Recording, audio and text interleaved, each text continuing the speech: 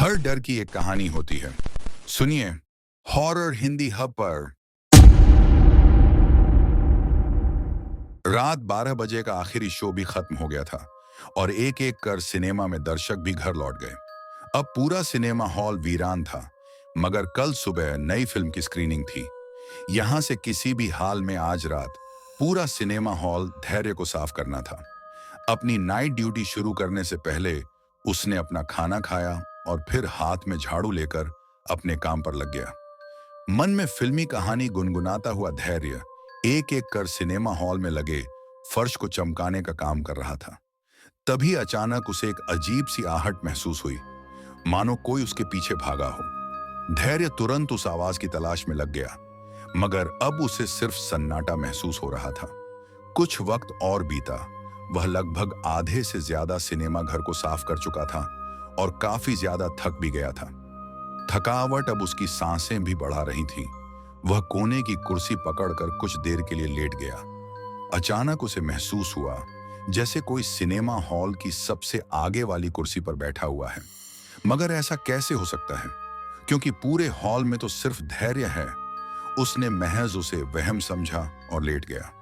इस बार उसे अपनी सांसों की गूंज वीरान पड़े इस पूरे सिनेमा हॉल में साफ सुनाई दे रही थी।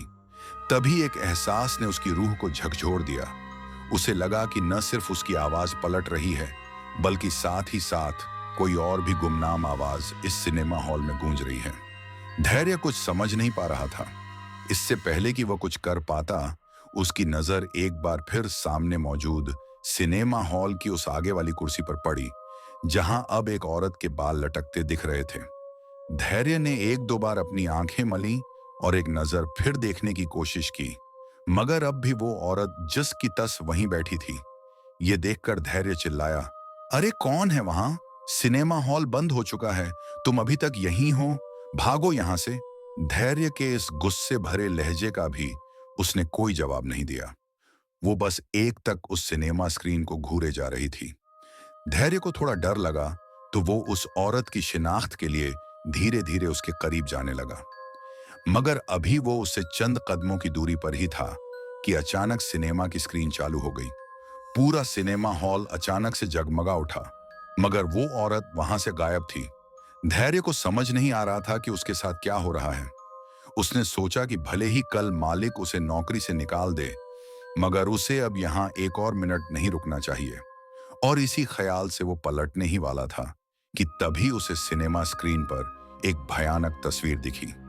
एक औरत की तस्वीर, जिसका जिस्म हर जगह से फटा हुआ था और उसके मुंह से बहता खून स्क्रीन से निकलकर फर्श पर पसरने लगा था।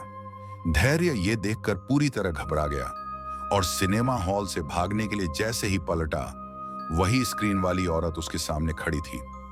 धैर्य ये देखकर पूरी तरह चीख पड़ा और अपनी जान बचाने के लिए एग्जिट गेट की तरफ भागा।